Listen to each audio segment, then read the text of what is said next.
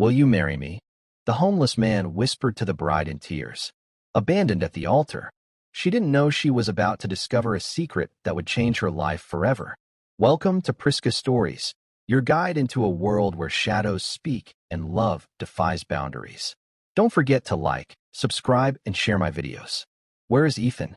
Arya whispered to Nora, her best friend, as she adjusted the veil for the 10th time.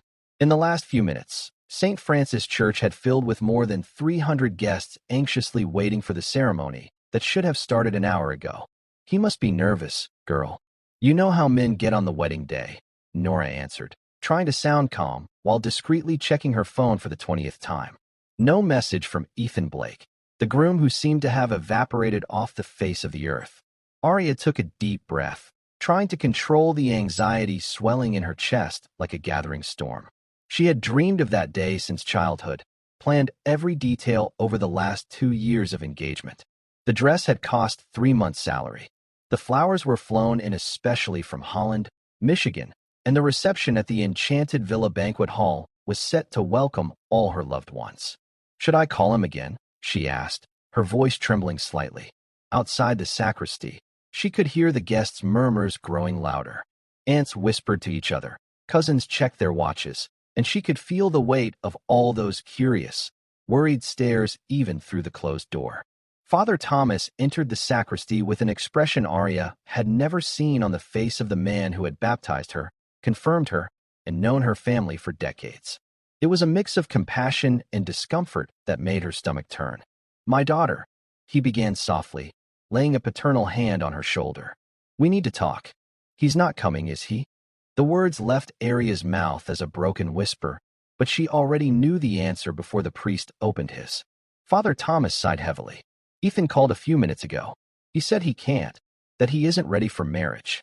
Arya's world collapsed in that instant. It wasn't a dramatic breakdown, but a silent, devastating implosion, like a building folding in on itself.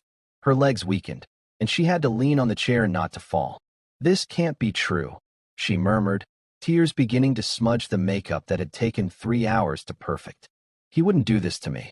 Not today." Nora stepped closer and hugged her, feeling her friend's body tremble like a leaf in the wind. "Arya, love, let's get out of here. We'll talk at home calmly." "And the guests?" Arya asked, looking toward the door as if she could see through it the hundreds of people who had traveled far, bought gifts, and taken time off work to be there. "What am I going to say to them?" "I'll handle it," Father Thomas offered, his voice carrying a sadness that seemed to echo through the church walls. "You don't have to face this right now." But Arya shook her head, wiping her tears with the back of her hand. "No, they came for me. They deserve to hear it from me." With a courage she didn't know she possessed, Arya walked toward the sacristy door. Each step felt like it weighed a ton, and she could feel Nora's worried gaze on her back. When she opened the door and appeared at the altar, the church's buzz ceased instantly. 300 pairs of eyes turned to her, and in the absolute silence that followed, she could hear only the sound of her own heart beating out of rhythm.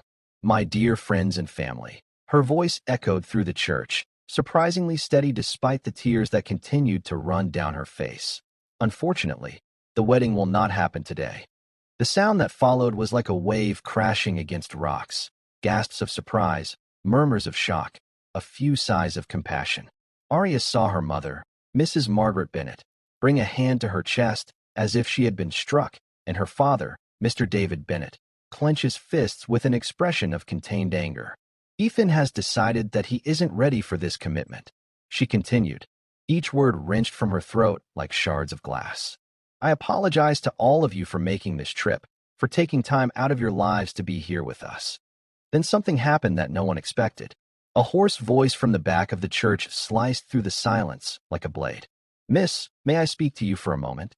All eyes turned to the source of the voice. It was an elderly man dressed in simple, worn clothes, with disheveled white hair and a beard that hadn't seen a razor in weeks. He stood in the last pew, completely out of place among the well-dressed guests. "Who is that man?" Mrs. Bennett whispered loudly enough for half the church to hear. The man began to walk down the center aisle, his steps echoing in the absolute hush. Arya watched him approach, intrigued despite her pain. There was something in his eyes, a profound kindness, a wisdom that seemed out of place in his humble appearance. "Sorry for the intrusion," he said when he got closer, his voice carrying an accent she couldn't place. "My name is Gabriel Stone. I would like to make a proposal to the young lady." "A proposal?" Father Thomas stepped forward, clearly confused by the situation. "Sir, this is not the moment." "Father, with all due respect," Gabriel interrupted gently but firmly. "Perhaps this is exactly the right moment." He turned to Arya, and when their eyes met, she felt something strange, as if he could see directly into her soul, as if he understood her pain in a way no one else could. "Miss Arya," he said, and the fact that he knew her name surprised her. "I know this is the worst day of your life. I know your heart is in pieces, and you feel as if the world has ended." Tears returned to Arya's eyes. There was something in his voice, a genuine compassion that touched her deeply. "But I want you to know," he continued, "that sometimes when a door closes, it's because the universe is preparing a much bigger opening." "What are you talking about?" Nora asked, positioning herself protectively beside her friend. Gabriel gave a sad smile. "I'm talking about giving the impossible a chance to happen. I'm talking about turning the worst day into a new opportunity." He turned fully to Arya and then, to the utter shock of everyone present, knelt before her at the altar. "Arya Bennett," he said, his voice echoing through the silent church, "will you marry me?" The silence that followed was deafening. No one moved, no one breathed. It was as if time had stopped completely. "This man is out of his mind," Mr. Bennett exploded, rising from the pew. "This is absurd. My daughter isn't going to marry a homeless man." Gabriel finished calmly, still kneeling. "You're right, sir. I have nothing to offer in material terms. I don't have a luxury house, an imported car, or a fat bank account." He looked at Arya again, and she saw tears in his eyes, tears that seemed to carry years of pain and loneliness. "But I have something Ethan clearly didn't," he continued. "I have the courage to stand here before God and all these people, willing to make a sacred promise. I have the certainty that a commitment is not something you abandon when it gets hard." Arya stared at him, hypnotized. There was something about that man, far beyond his humble appearance, a dignity, an inner strength that contrasted starkly with the cowardly betrayal she had just suffered. "Sir," she began, her voice faltering. "Gabriel," he whispered. "My name is Gabriel." "Gabriel," she repeated, testing the name on her tongue. "Why are you doing this? You don't even know me." "Does anyone truly know the person they marry?" he asked softly. "Or do we come to know them through the journey we make together, through the challenges we face side by side?" Father Thomas approached again. "My daughter, you don't have to make a decision now. This has been a traumatic day. Your emotions are raw." "The father is right," Gabriel agreed, beginning to rise. "I don't want to pressure the young lady. I only wanted you to know you have an option, that you don't have to leave here today feeling completely rejected." That was when Arya did something that surprised everyone, including herself. She reached out and touched Gabriel's face, stopping him mid-motion as he stood. "You spoke of courage," she said, her voice gaining strength. "Maybe it's time I show mine." The murmuring that exploded in the church was immediate. Voices rose in protest, in shock, in confusion.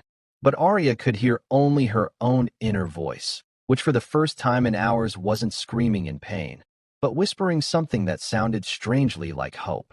"Arya, no!" her mother cried, rising from the front pew. "You can't be serious, my daughter." Father Thomas tried to intervene again. "Perhaps we should." "Father Thomas," Arya interrupted him, her voice now firm and clear. "Can you marry us now?" The question thundered through the church. Gabriel looked at her with an expression of surprise and gratitude that touched something deep in her heart. "Miss," he whispered, "are you sure? Once we say yes before this altar, there's no going back. A commitment is a commitment." Arya looked around the church, saw the shocked faces of the guests, the horrified expressions of her parents, Nora's worried look. But she also saw something else, an opportunity to turn humiliation into dignity, rejection into choice. "I'm sure," she said, surprising herself with the steadiness of her own voice. "After all, everything is already prepared. The guests are here. The church is decorated. The priest is present." She turned to Gabriel, who was still kneeling, looking at her as if she were a miracle. "Besides," she continued, a small smile appearing on her lips for the first time that terrible day, Something tells me you would never abandon me at the altar. Gabriel smiled back, and in that smile, Arya saw something that deeply reassured her: honesty, integrity, and a silent promise that no matter what came, she wouldn't face it alone. Never, he promised solemnly. Neither at the altar nor in life. And so, amid chaos and confusion, shock and disbelief, began a story no one in that church would ever forget. A story that would prove that sometimes the greatest miracles come disguised in the most unlikely forms. Arya, for the love of God, you've gone crazy. Mrs. Bennet cried from the front pew, her voice echoing through St. Francis Church like a desperate lament. You can't marry this man. You don't even know who he is. The turmoil in the church was indescribable. Relatives rose from the pews. Whispers turned into loud conversations. Some guests were already walking toward the exit, shaking their heads in disapproval. But Arya stood firm at the altar, holding Gabriel's hands, feeling a strange calm take hold of her shattered heart.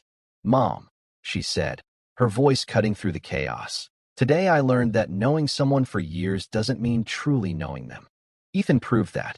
Mr. Bennet approached the altar with heavy steps, his face red with contained anger. My daughter, you're in shock. You're not thinking straight. Let's go home. We'll talk calmly, and tomorrow you'll see this is madness. Gabriel gently released Arya's hand and stepped forward, placing himself between her and her furious father. Mr. Bennet, I understand your concern. Any father would be desperate seeing his daughter make such an important decision in a moment of pain. You don't understand anything, Mr. Bennet exploded. My daughter studied, graduated, works at a reputable company. She's not going to throw her life away with a bum, Gabriel finished calmly, without a trace of bitterness in his voice. You can say it, sir. I'm not offended by the truth. The silence that followed was cutting. Everyone expected Gabriel to defend himself, to protest, to show some sign of wounded pride. But he simply stood there with a dignity that violently contrasted with his humble appearance. Mr. Bennet, Father Thomas approached, trying to mediate the situation. Perhaps we should speak privately before. No, Arya interrupted, her voice gaining a strength she didn't know she had. We will not speak privately. If we are going to do this, we'll do it here in front of everyone. She turned to face the congregation and, for the first time since Ethan had abandoned her, she felt in control of the situation. Do you want to know why I'm doing this? Because 5 minutes ago, I discovered that the man I planned to spend the rest of my life with didn't even have the courage to look me in the face to end our relationship. Her voice began to tremble, but she continued. Ethan has known me for 5 years. He knows my family, my dreams, my fears, and even so, he abandoned me at the worst possible moment. She pointed to Gabriel, who remained in respectful silence at her side. This man has known me for 5 minutes and had the courage to kneel before 300 people and make me an honest proposal. But, Arya, Nora approached, tears in her eyes. You can't marry out of anger or despair. Marriage is sacred. Who said it's out of anger? Arya asked, looking directly into her best friend's eyes. Maybe it's out of faith. Faith that sometimes the universe puts us exactly where we need to be. A murmur ran through the church. Some guests shook their heads in disapproval. Others whispered among themselves. But there were also those who watched the scene with growing curiosity. Gabriel turned to Arya, his eyes reflecting a depth she didn't expect to find. Miss Arya, I don't want you to marry me on impulse. I want you to know exactly what you're doing. Then tell me, she said, crossing her arms. Who are you, Gabriel Stone? Where did you come from? Why were you in my church at the exact moment my life fell apart? The question echoed through the church, and everyone leaned forward, eager for the answer. I've lived on the streets for 3 years, he began, his voice carrying a brutal honesty. I lost everything I had in a series of bad decisions and circumstances that spun out of my control. See, Mr. Bennet exclaimed triumphantly. A homeless man. Arya, is that enough for you to wake up? But Gabriel went on, ignoring the interruption. Before that, I was a university professor. I taught philosophy and classical literature at Westbridge University. The silence that followed was different now, a silence of surprise, not contempt. Professor? Father Thomas asked, clearly intrigued. In what area? Ancient philosophy and classical literature. I specialized in Socrates and the Stoic school. My doctoral thesis was on the nature of wisdom and virtue in adversity. Arya looked at him with growing fascination. And what happened? How does a university professor end up living on the street? Gabriel smiled sadly. Life happened, Mississippi. My wife died of cancer. I used all our savings on her treatment. After she passed, I started drinking to forget the pain. I lost my job. I lost my home. I lost everything. Tears returned to Arya's eyes. But this time, they weren't over her own situation. They were a deep compassion for the man who had lost so much, and yet found the strength to offer comfort to a stranger. And why were you here today? She asked softly. Because I come to this church every afternoon, he answered. Father Thomas lets me sit in the last pew, even with how I look. It's the only place I still feel human. Father Thomas nodded, confirming Gabriel's words. It's true. Gabriel has been coming here for months. He's never caused trouble, never asked for anything. He just sits and watches. Watches what? Nora asked, her initial hostility starting to turn into curiosity. People's faith, Gabriel replied. The hope on their faces when they pray, the peace they find here. I had lost those things, but watching others, I began to remember what it was like to have hope. Mrs. Bennet, who had remained in stunned silence, finally found her voice. Even if all that is true, it doesn't change the fact that you have nothing to offer my daughter. You're right, ma'am, Gabriel agreed. I don't have a home. I don't have money. I don't even have a change of clean clothes. But I also don't have secret addictions, hidden debts, or a tendency to abandon commitments when things get hard. The comment hit the mark. Murmurs of agreement began to ripple among the guests. Some remembered stories about Ethan, his tendency to disappear when things got complicated, his broken commitments in the past. Besides, Gabriel continued, I have something many wealthy men don't, gratitude. Gratitude for every meal, for every night with a roof over my head, for every person who treats me with dignity. If Miss Arya gives me this chance, she will never be taken for granted. Arya felt something stir in her chest. It wasn't passion in the traditional sense, but it was something powerful, a connection with someone who had endured devastating losses and yet kept his humanity intact. Gabriel, she said, her voice clear and decisive. You said a commitment is a commitment. What does that mean to you? It means that when I say yes before God, there is no if or but, he answered.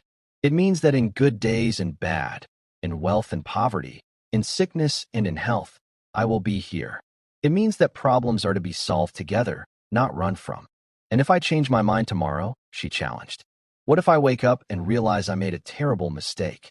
Gabriel smiled, and there was an ancient wisdom in that smile. Then we'll talk, like adults, like partners. But I will not run away in the middle of the night, leaving you to discover from others that our marriage is over.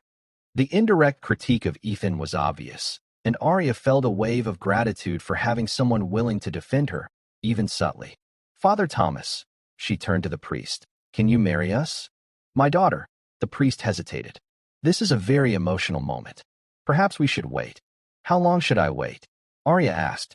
A week, a month, a year. To be sure I'm not making an emotional decision. She looked around the church at all the faces watching her. Ethan had 2 years of engagement to be sure. He had 5 years of a relationship to know my character, and still ran. Maybe certainty isn't a matter of time, but of character. Arya is right.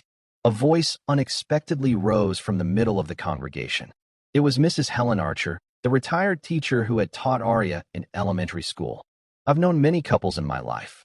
Some knew each other for decades and divorced in the first year. Others married after a few months and stayed together for 50 years. But Mrs. Archer, Mr. Bennet protested. This is different. This man is a man who had the courage to make an honest proposal when the other ran away like a coward. Mrs. Archer cut in. I saw how he spoke to Arya, how he respected her, how he treated you all, even while being insulted. That says a lot about a person's character. Other guests began murmuring in agreement. The tide was turning, and Arya could feel it.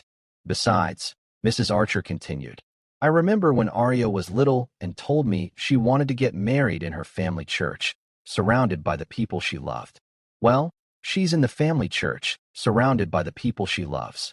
The only thing that's changed is the groom. Arya smiled for the first time since it all began. Thank you, Mrs. Archer. Gabriel approached Father Thomas. Father, if you allow me, I'd like to make a public confession. Gabriel, the priest warned, confessions are private.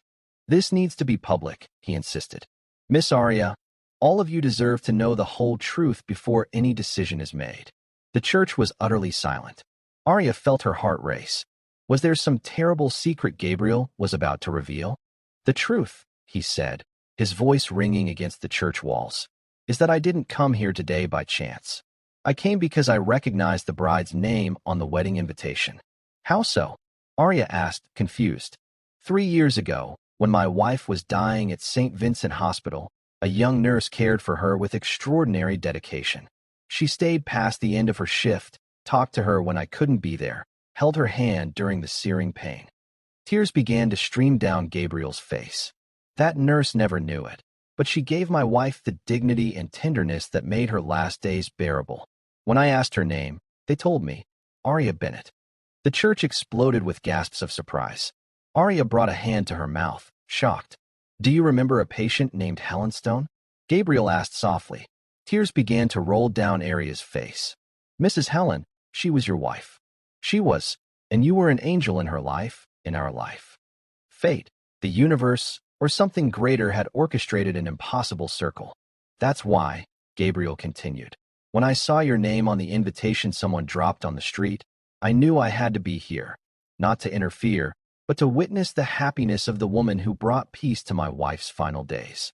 And when I saw you being abandoned, he looked deep into Arya's eyes. I knew it was time to repay the kindness you had shown us. There wasn't a dry eye in the church. Even Mr. Bennett discreetly wiped away tears. Then Father Thomas said gently, Perhaps this is not as impossible as it seemed. Arya looked at Gabriel, then at the congregation, then at her parents. Father Thomas, please marry us. And so, at St. Francis Church, surrounded by the people she loved, and under the benevolent gaze of the man who had baptized her, Arya Bennett prepared to live the most unlikely and most meaningful wedding of her life. Before we proceed with the ceremony, Father Thomas said, his voice echoing through St. Francis Church, now completely silent, I need to ask a few required questions. Gabriel, are you free to marry? Do you have any legal impediments? I am free, Father, Gabriel replied solemnly. My wife, Helen, passed away 3 years ago, and since then I haven't been involved with anyone else. Arya felt a stab of sadness at the pain in his voice. He was a man who had loved deeply and lost everything. Arya, the priest turned to her. Do you confirm that your previous engagement has been officially broken? I do, she replied, trying to keep her voice steady.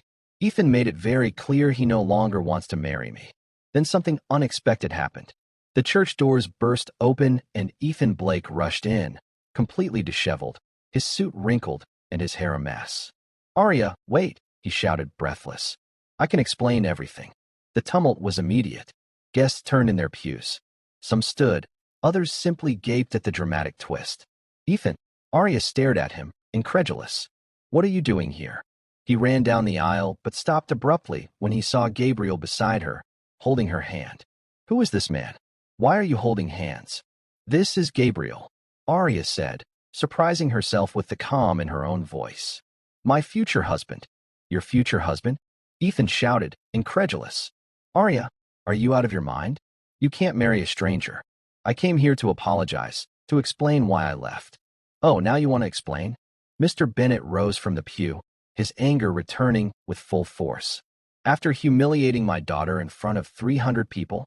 Mr. Bennett, please. Ethan tried to approach, but Nora stepped in his way. No, Ethan, she said, her eyes flashing with anger. You had your chance. You had 5 years to be sure, 2 years of engagement to decide. You don't get to show up now as if nothing has happened. Ethan looked desperately at Arya. Love, I panicked. I was scared, terrified of the responsibility. But I thought it over. I realized I made a terrible mistake. Afraid. Arya repeated, her voice carrying a coldness Ethan had never heard. You were afraid and abandoned me at the altar. And now you show up thinking you'll find me waiting. I know I was wrong, Ethan admitted, tears starting to roll down his face. But we can talk. We can work this out. You can't marry this. What, Ethan? Gabriel interjected calmly, taking a step forward. Can you finish the sentence? Ethan looked him up and down, taking in the simple clothes and humble appearance. This homeless man, Arya, you can't be serious. Be careful with the words you choose, Gabriel said, his voice still calm, but firm enough to make Ethan step back, especially in a house of God. Ethan, Arya stepped closer, and for the first time in 5 years he saw something he had never seen before in her eyes: total disappointment. Do you want to know the difference between you and Gabriel? You knew me for 5 years and abandoned me when I needed you.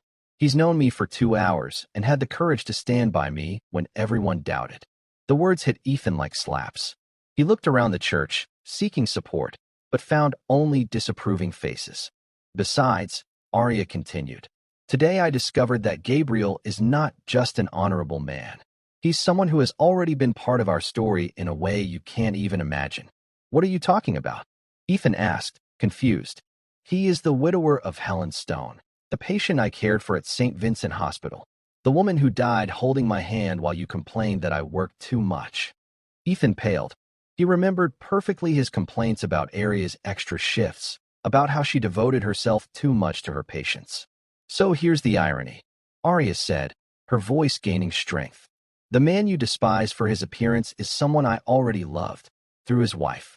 Someone who knew my dedication, my compassion, my character. Arya, this is madness, Ethan tried again. You can't make such a decision on impulse. Impulse? Mrs. Bennet stood up, surprising everyone. Ethan, my daughter spent 5 years proving her love for you. 5 years showing she would be a devoted wife. And you threw it all away out of cowardice. Mrs. Bennet, I haven't finished, she cut him off. This man, she pointed at Gabriel, in 2 hours has shown more character and courage than you did in 5 years. The unexpected support from her mother made Arya cry with emotion. It was the validation she hadn't known she needed. Ethan, Gabriel addressed the ex-groom with impressive dignity. I understand your desperation. Losing someone special is painful, but you didn't lose Arya today. You lost her the moment you chose to run instead of fight. You don't understand, Ethan retorted. We have history. We have plans. We had, Arya corrected, in the past. Today my plans have changed. Then Gabriel did something no one expected. He walked to a pew where he had left an old backpack, the only possession he had brought with him. Arya, he said, returning with something in his hands. Before we proceed, you need to know something. He opened his palm, revealing a small object that made the entire church gasp. It was a ring, not just any ring, but a simple gold band, visibly valuable. This was Helen's wedding band, he explained softly. The only valuable thing I managed to keep during these 3 years on the streets. Arya looked at the ring, touched by the trust he was placing in her. But there's something else, Gabriel continued, his voice trembling slightly. Something I didn't tell you because I didn't want to influence your decision. 3 years ago, when I lost everything, I didn't lose just my home and my job. I also lost access to an inheritance my father left. Inheritance? Father Thomas asked, intrigued. My father owned several companies before he died. When I started drinking after Helen's death, I lost not only my ability to work, but also the right to manage the family assets. Ethan listened, jaw dropped. What kind of assets? 3 manufacturing companies, a logistics firm, and properties in 5 states, Gabriel said simply. The inheritance was placed under court administration, waiting for me to demonstrate I was fit to manage it again. The church fell into absolute silence. You're rich? Arya asked, incredulous. I was, and I can be again if I can prove I've overcome the problems that took me to the street. And how do you prove that? Mr. Bennet asked, now genuinely interested. By remaining sober for 5 consecutive years and demonstrating emotional stability. I complete 5 years next week. Ethan was livid. You didn't tell us this earlier? What? Unlike you, Gabriel said, turning to him. I don't use money to win people over. I wanted Arya to choose me for who I am, not for what I can offer materially. Arya felt her legs weaken. Gabriel, does this change everything? Change? He asked, worried. Why? Because now I don't know if you're offering me charity, or if you really want to be with me. Charity, she pressed gently. You lost your wife. You're about to get your fortune back. And now an abandoned woman shows up at the altar. Wouldn't marrying me be a way to feel useful again? Gabriel was silent for long seconds, processing her words. Then, to everyone's surprise, he smiled. Do you know what I thought when I saw you being abandoned? He asked. No, I thought. How can someone be foolish enough to abandon the woman who held my wife's hand in the most difficult moments of her life? He stepped closer, looking deeply into her eyes. Arya, when Helen died, a part of me died with her. These 3 years on the streets weren't just about losing material goods. They were about losing the ability to feel, to hope, to believe anything good could happen again. Today, when I saw you at the altar, shattered, but still maintaining your dignity, I felt something I hadn't felt in 3 years. Hope. Hope of what? That maybe I could be human again. That maybe I could honor Helen's memory by helping someone who helped me when I needed it most. Ethan, who had watched the exchange in growing silence, finally exploded. This is ridiculous, Arya. You're going to throw away 5 years for a stranger who showed up out of nowhere. Ethan, she said with a calm that frightened him. 5 years ago you asked me out because I was pretty and well-mannered. Today, Gabriel is asking me to marry him because he knows my character. But I love you. Ethan cried desperately. Do you love me, or the idea of having me? Arya asked. Because if you truly loved me, you wouldn't have run when things got serious. Then Nora revealed something that changed everything. Ethan, she said, her voice carrying restrained anger. Tell Arya why you really ran. Tell her about the phone call you got last night. Ethan turned completely pale. Nora, don't. Tell her about Marianne, your ex, who called saying she's pregnant and that you're the father. The bomb exploded in the church like an earthquake. Arya staggered. Mrs. Bennet put a hand to her chest, and Mr. Bennet stood with clenched fists. Is it true? Arya asked, her voice a deadly whisper. Arya, I can explain. Is it true? She repeated louder. Yes, he finally admitted. But I didn't know. She called me last night saying she's 3 months pregnant. And you thought running from our wedding would solve anything? Arya asked, incredulous. I panicked. I didn't know what to do. So you preferred to humiliate me publicly rather than be honest with me? Gabriel watched in silence, placing a protective hand on Arya's shoulder when he saw her shaking with anger and pain. Arya, Ethan tried to move closer one more time. We can do a DNA test. We can work this out. No, she interrupted. We're not working anything out. You made your choice yesterday when you ran instead of trusting me enough to tell me the truth. But Arya, no, she repeated more firmly. It's over, Ethan. Definitely over. She turned to Father Thomas, who had watched the drama with an expression of deep sadness. Father, can we continue with the ceremony? My daughter, he said softly. After all this, are you sure? Arya looked at Gabriel, who waited patiently at her side. No pressure, no demands, just steady presence amid the chaos. I am, she said. For the first time today, I am absolutely certain of something. Arya, you'll regret this for the rest of your life. Ethan blurted. Gabriel answered for her, calm, but with an authority that made Ethan step back. Ethan, you're wrong. What Arya would regret for the rest of her life is wasting 5 years with someone who didn't have the courage to be honest in the most important moment. And now, Arya said, taking Gabriel's hand, I'm going to marry a man who had the courage to be honest with me from the first minute. Father Thomas nodded solemnly. Then may God bless this union. Ethan, I ask that you leave. This is a sacred ceremony. Ethan took one last look at Arya, saw the determination in her eyes, and finally understood he had lost the most incredible woman he had ever known, forever. As he left the church with his head down, Arya and Gabriel took their places before the altar, ready to begin a journey neither had planned, but both were willing to face together. Dear brothers, Father Thomas began, we are here to celebrate the union of Arya and Gabriel, a couple who teach us that true love can arise in the most unexpected moments. Thus, at St. Francis Church, surrounded by friends and family who had witnessed one of the most dramatic afternoons of their lives, Arya Bennet prepared to marry the man who had proven to be exactly what she needed at the exact moment she needed it most. Dear brothers and sisters, Father Thomas continued, his voice echoing with a solemnity that contrasted with the chaos of the last few minutes. We are here to celebrate something extraordinary, not just the union of two people, but the testimony of how God can turn our greatest pain into our greatest blessing. Arya's heart pounded, but it was no longer the desperate beat of someone abandoned. It was the strong pulse of someone who had made the bravest decision of her life. At her side, Gabriel remained serene, holding her hand with a firmness that conveyed absolute safety. Gabriel Stone, the priest addressed the groom. Do you take Arya Bennett as your wife? Do you promise to love her, respect her, and protect her in joy and sorrow, in sickness and health, in wealth and poverty, all the days of your life? Gabriel looked deeply into Arya's eyes.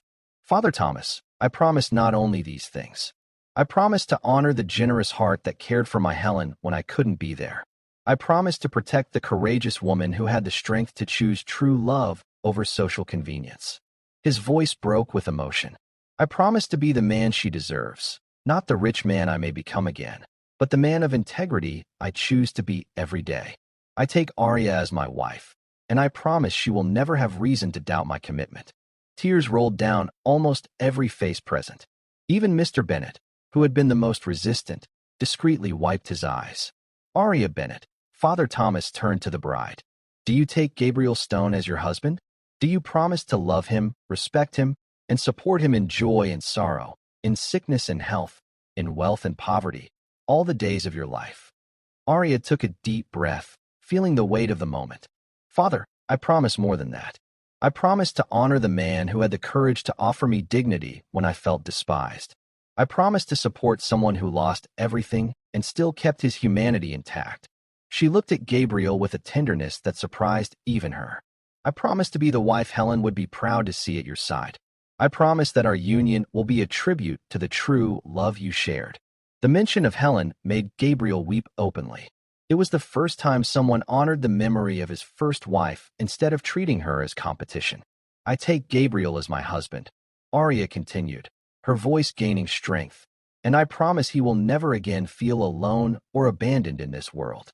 Then something unexpected happened again. The church doors opened, but this time it wasn't Ethan returning. It was an elegant man in an expensive suit, accompanied by an equally well-dressed woman and a young boy. Sorry to interrupt, the man said, walking confidently down the aisle. But we couldn't miss this moment. Gabriel turned, and his face transformed completely. Mark, hello, brother, the man replied with an emotional smile. I thought we should be here. The church fell into absolute silence. Arya looked between Gabriel and the newcomer. Arya, Gabriel said, still in shock. This is my brother, Mark Stone, and that's my sister-in-law, Patricia, and my nephew, Leo. Your brother? Arya asked, surprised. You didn't tell me you had family. Because I didn't know if they still considered me family, Gabriel answered honestly. When I started drinking and lost everything, they tried to help me many times, but I pushed them away. I thought they had given up on me for good. Mark approached the altar, tears in his eyes. Gabriel, we never gave up on you. Never. We were just waiting for you to be ready to accept our help. How did you know? Gabriel asked. Father Thomas called us an hour ago, Patricia explained, stepping closer. He told us you were getting married, that you were sober, that you seemed to have found peace again. We've waited 3 years for this phone call, Leo said emotionally. 3 years praying for our uncle to come back to us. Arya watched the reunion with a tight heart. Gabriel wasn't alone in the world. He had a family who loved him and had waited for him. Mark, Gabriel said, embracing his brother. I don't know what to say. You don't have to say anything, Mark replied. You just needed to come back to us. He looked fondly at Arya. And you brought someone very special. Gabriel made the introductions. This is the extraordinary woman who agreed to marry me, even after hearing my whole story. Patricia hugged Arya warmly. Thank you, she whispered. Thank you for giving us our Gabriel back. I didn't do anything, Arya replied, confused. You did, Mark said. You gave him a reason to believe he deserves to be happy again. Father Thomas, smiling, intervened. What a beautiful surprise. But if you'll allow me, we have a ceremony to finish. Please continue, Mark said, settling the family in the front row. We don't want to interrupt anymore. Leo, who looked about 16, approached Gabriel. Uncle, can I be a groomsman? I know it's kind of last minute, but Gabriel looked at his nephew with deep emotion. It would be an honor, Leo. And can I be your matron of honor? Patricia asked Arya. I know you have your family, but... Of course, Arya replied, touched. That would be wonderful. With the family reorganized around the altar, Father Thomas continued the ceremony. Buy your rings, You demonstrate your mutual commitment. Gabriel took from his pocket the simple band he had shown before, Helen's wedding band. Arya, this ring carries the memory of my first love, but today it becomes the symbol of my second miracle. Arya held out her hand, and when he placed the ring on her finger, she felt something inside her become whole. It wasn't just a ring. It was the acceptance of a story, of a journey, of a complete man with a past and a future. Gabriel, she said, taking from the bouquet a ring she had bought for Ethan. This ring was supposed to seal a commitment based on convenience.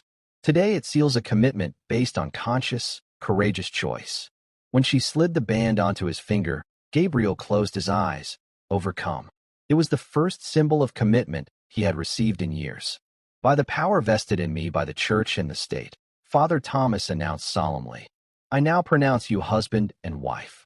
Gabriel, you may kiss your bride. The kiss that followed wasn't the blazing passion of young romance, but something deeper, a promise of two souls that had found redemption in each other. The church erupted in applause. Mrs. Bennet sobbed openly. Mr. Bennet smiled proudly. Nora shouted for joy, and Gabriel's family rejoiced as if he had returned from the dead. I present to you, Father Thomas announced to the congregation, Mr. and Mrs. Stone. Then Mark did something no one expected. He approached the altar and asked permission to speak. Dear friends, he began, addressing the guests. I know this has been a very unusual afternoon, but I'd like to tell you something you need to know about my brother. Gabriel looked nervous. Mark, it's not necessary. It is, Mark insisted. Arya, you agreed to marry a man you consider a failure, but I want you to know who you really married. He turned to the congregation. Gabriel wasn't just a university professor. He was one of the most respected scholars in the country. He published dozens of articles, mentored hundreds of students, and changed the lives of everyone privileged to know him. Mark, stop. Gabriel tried to interrupt, clearly embarrassed. I won't stop, Mark continued. When Helen got sick, he sold everything he had to pay for her treatment. House, car, a lifetime of savings, everything. Tears returned to Arya's eyes. I didn't know. And when she died, Mark went on. He didn't start drinking out of weakness. He started because he couldn't live with the guilt of not being able to save her. Patricia joined her husband. Gabriel was always the most responsible, most dedicated, most generous brother. When he fell because he loved too much, not because he loved too little. For 3 years, Mark said, we tried to convince him he deserved forgiveness, that he deserved a second chance. Today, Arya, you did what we couldn't. You made him believe again that he deserves to be loved. The church was in total silence, absorbing the magnitude of the revelation. That's why, Mark concluded. On behalf of the Stone family, we want to thank you not only for accepting our Gabriel, but for giving us back the extraordinary man he has always been. Arya looked at Gabriel, seeing him through a completely new lens. He wasn't just a man who had lost everything. He was a man who had sacrificed everything for love. Gabriel, she said softly, why didn't you tell me about Helen, about what you did for her? Because, he answered, I didn't want you to choose me out of pity. I wanted you to choose me for who I am today, not for who I was yesterday. And I did choose, she said, kissing him again. I chose the courageous man who had the strength to begin again. I chose the man of integrity who cared more for my heart than for social conventions. Then Leo made an announcement that surprised everyone.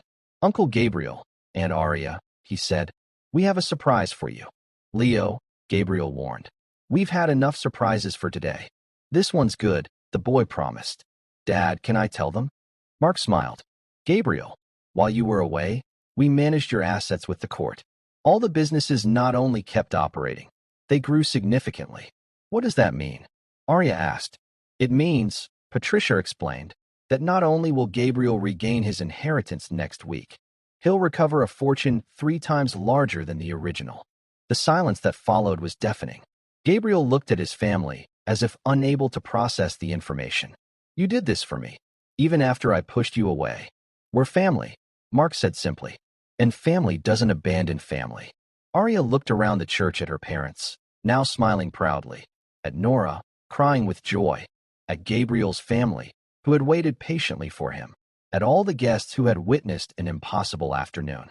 You know, she said to Gabriel, when Ethan abandoned me today, I thought my life was over. And now, he asked. Now I realize it was just beginning. Father Thomas, who had watched all the revelations with a paternal smile, made the final announcement.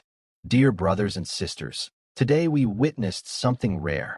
Proof that God writes straight with crooked lines, that apparent tragedies can be disguised blessings, that true love can arise in the most impossible moments. He looked at the couple, Gabriel and Aria. May your union be a constant reminder that it's never too late to begin again, never impossible to forgive, and we must never underestimate the power of courage. As the newlyweds walked hand in hand down the church aisle, Aria realized there was something magical about that moment. It wasn't just the end of a traumatic afternoon. It was the beginning of a journey that would prove that sometimes the best things in life arrive when we least expect them, through the people we'd least imagine. And so, at St. Francis Church, ended the most unlikely and most emotional wedding that community had ever witnessed. A ceremony remembered not only by the guests present, but by future generations as proof that true love always finds a way. 3 months had passed since that transformative afternoon at St. Francis Church, and Aria's life had changed in ways she could never have imagined. Sitting on the porch of the new house, an elegant yet cozy home that Gabriel had chosen specifically for its garden, where she could grow her flowers, she watched her husband playing with Leo in the yard. Aunt Aria, Leo shouted, running toward the porch. Look what Uncle Gabriel taught me about Greek philosophy. Aria smiled, still getting used to the affectionate title. What was it this time, Leo? He said, Socrates taught that true wisdom comes from recognizing our ignorance, like how you two met. Nobody knew anything about anything, but you were honest about it. Gabriel came closer, wiping sweat from his forehead. Leo is becoming a better philosopher than I was at the university. No, he isn't, Aria corrected gently. You're a professor again, remember? Westbridge University was thrilled when you agreed to resume your classes. It was true. When news of Gabriel's sobriety and marriage spread through academic circles, the university didn't hesitate to invite him back. His colleagues, who had watched his fall with sadness, celebrated his return as a miracle. Speaking of which, Gabriel said, sitting beside Aria on the porch swing, have you decided about the hospital's offer? The offer was from St. Vincent Hospital, coordinator of palliative care, a role created specifically after they learned how she had cared for Helen and dozens of other patients with the same dedication. I'm thinking, she answered, resting her head on his shoulder. It's an incredible opportunity, but also a huge responsibility. You were born for it, Gabriel said with conviction. I saw the care you gave Helen even without knowing who she was to me. I can only imagine how many other families you can help. Leo sat on the grass in front of them. Aunt, can I tell you something? Sure, honey. After you got married, my dad said you saved our family, that you brought Uncle Gabriel back to us. Aria's eyes filled with tears. Leo, I didn't save anyone. Your uncle has always been extraordinary. He just needed to remember that. But you helped him remember, the boy insisted. And now our family is complete again. Gabriel took Aria's hand, intertwining their fingers. You know, love, there's something I want to show you. He stood and disappeared into the house, returning minutes later with an official envelope. It arrived today, the final paperwork on the inheritance. Aria took the documents, scanning the numbers that still made her dizzy. Gabriel, this is surreal. It's tens of millions, he said.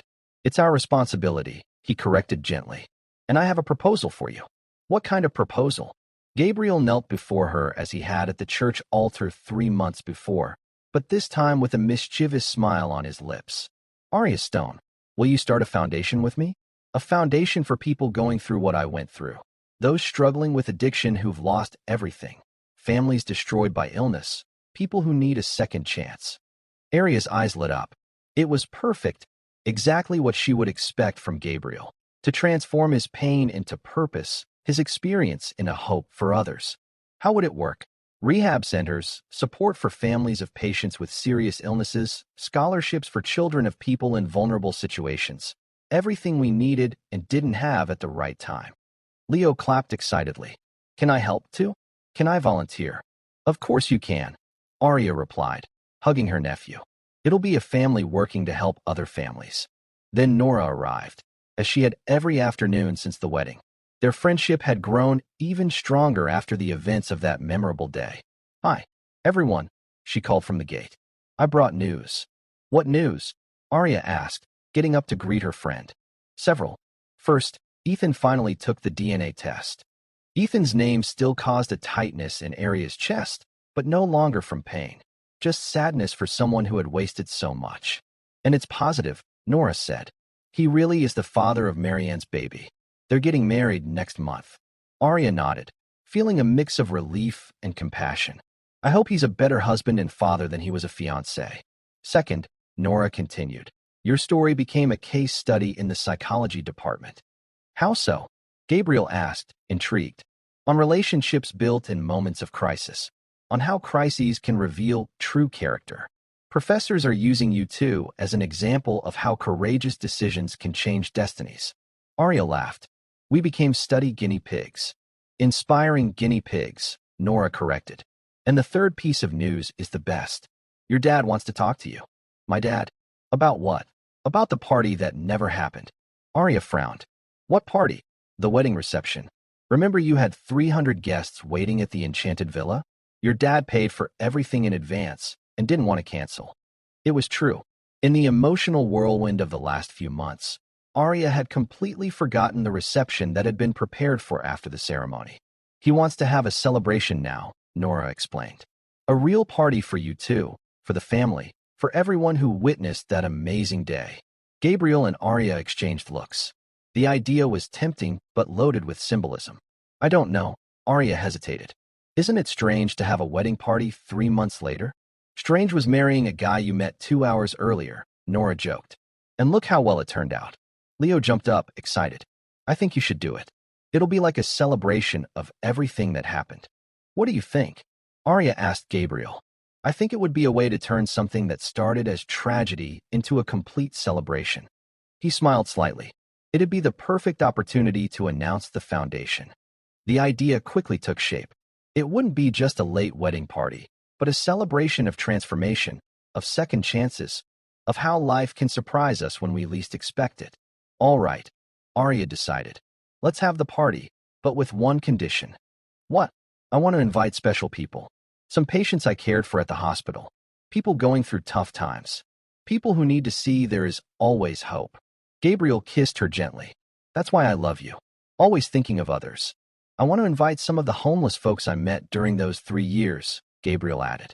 "People who helped me when I had nothing to offer in return." Nora beamed. "It'll be the most special party ever, a celebration of true love and social transformation." Leo ran into the house. "I'll call my dad, Mark, and my mom, Patricia. They'll be over the moon." As the boy disappeared inside, Gabriel pulled Arya closer on the swing. "You know what impresses me most about our story?" he asked. "What?" "How everything connected. Helen led you to me. My fall led me to you. Your generosity brought me back to life. It's as if every tragedy was a step toward something greater." Arya pondered the observation. "Remember what you said about Socrates, about recognizing our ignorance?" "I remember. Maybe true wisdom is recognizing we control nothing, but we can choose how to respond to everything." "Marital philosophy," Gabriel laughed. "We can create a new school of thought, the Stoic school of impulsive marriage. The school of courageous love," he corrected himself, kissing her forehead. Nora watched them with a satisfied smile. "You know you've inspired a lot of people, right?" "How so?" "Since the story spread, several people told me they stopped judging others by appearances. Mrs. Archer said she started talking to homeless people around town. Your dad is treating his company's employees completely differently." "Really?"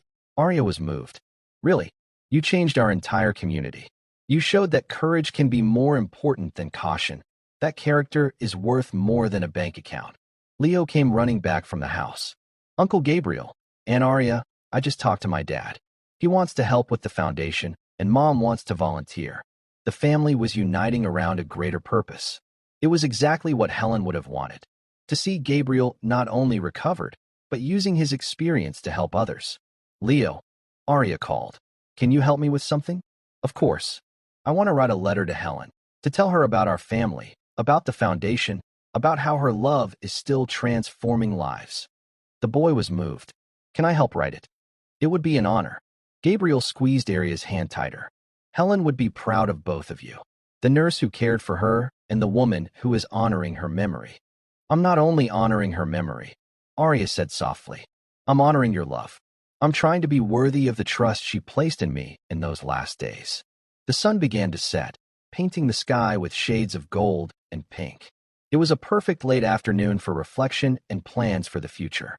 You know, Nora said, breaking the contemplative silence. You have to promise me something. What? When you have kids, you'll tell them this story.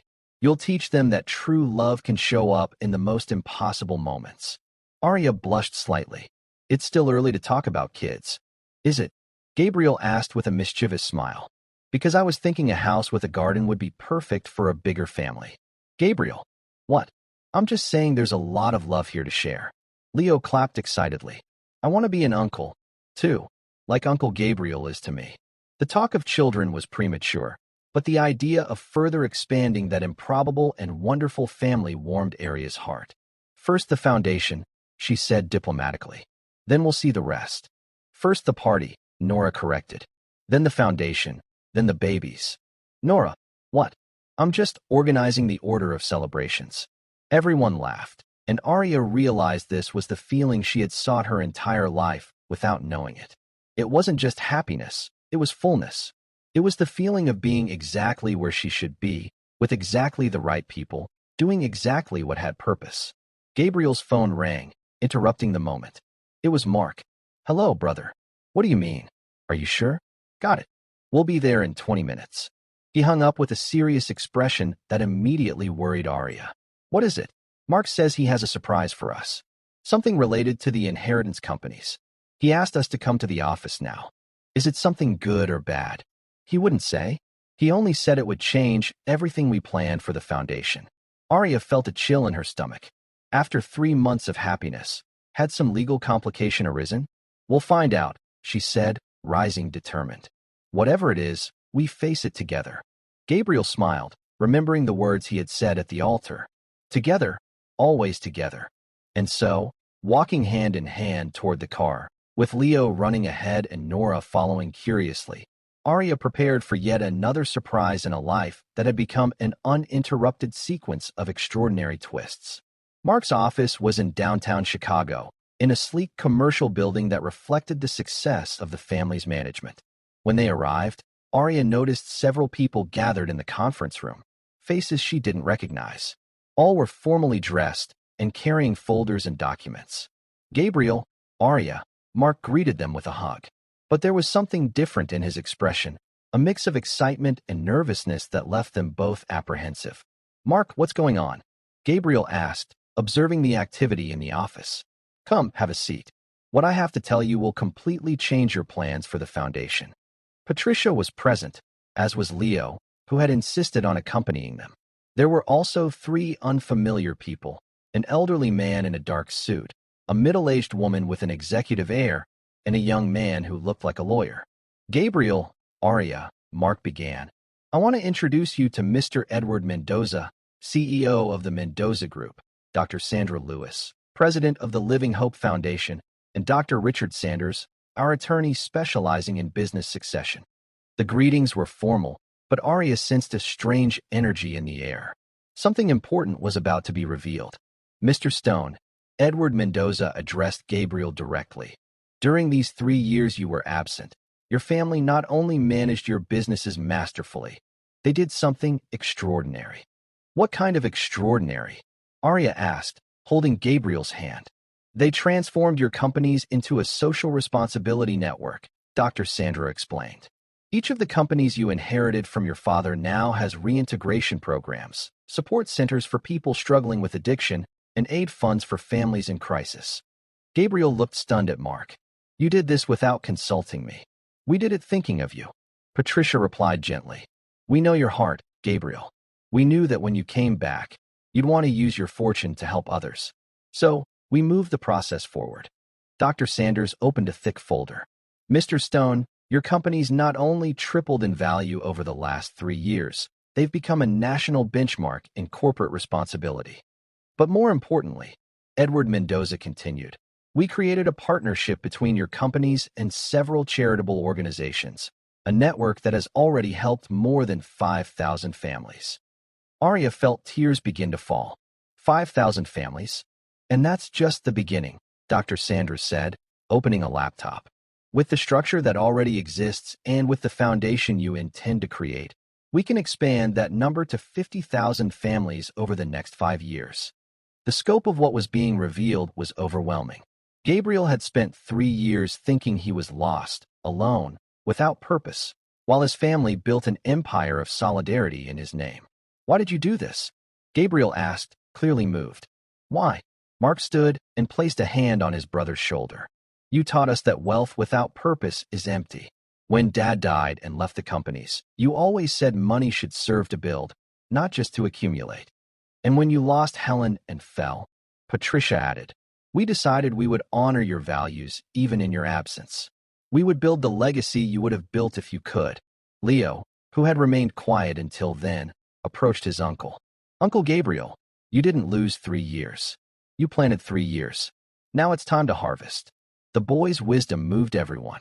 It was a perspective no adult had considered. "Leo is right," Arya said, taking Gabriel's hand. "Your journey on the streets, your pain, your fight to recover, gave credibility to the work your family was doing. When people hear your story, they'll trust the project even more." Edward Mendoza nodded. "Exactly. A rich businessman trying to help the poor can seem like superficial charity. But a man who lost everything, lived on the street, and recovered while helping others in the same situation, that's real transformation." Dr. Sanders began to explain the legal aspects. "Mr. Stone, technically you are already the president of one of the largest social assistance networks in the country. Your companies have generated a fund of over $200 million exclusively for social programs." "Over $200 million, Arya repeated, incredulous. "And growing," Dr. Sandra confirmed. "With the official foundation you want to create, we can further systematize processes and tailor programs to each type of need." Gabriel stood and walked to the window, looking out over the city below. Arya could see he was processing information that completely changed his perception of himself and his place in the world. "Gabriel," she approached gently, "what are you thinking?" "I'm thinking," he said slowly, "that maybe Helen orchestrated all this from the start." "How so?" "Helen always said my heart was too big to be just a professor, that I ought to use my position to change the world more broadly." He smiled sadly. "Maybe she orchestrated our temporary separation so I could truly understand what it means to need help." Mark approached them both. "Gabriel, there's one last thing we need to tell you." "There's more."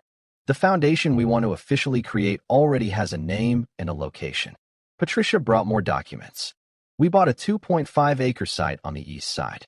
It will be a complete complex, a rehab center, a daycare for patients' children, a technical school, a medical center, and transitional residences." "And the name?" Arya asked. Leo grinned, impish. "The Helen and Arya Stone Foundation." The silence that followed was absolute. Arya brought a hand to her chest, completely moved. Gabriel hugged her, both of them crying openly. "You couldn't have chosen a better name," Gabriel said through tears. "Helen, who taught me what unconditional love is, and Arya, who taught me it's always possible to begin again." "The inauguration is scheduled for next month," Edward Mendoza announced, "coinciding with your party. It will be a double celebration, your marriage and the official launch of the state's largest social responsibility initiative. And there's a special surprise for the inauguration day," Dr. Sanders said with a mysterious smile. "What surprise?" Arya asked. "The governor has confirmed his presence. He will confer on both of you the title of honorary citizens of the state of Illinois." The information struck like lightning. Arya and Gabriel looked at each other, barely able to believe the scope their lives had taken.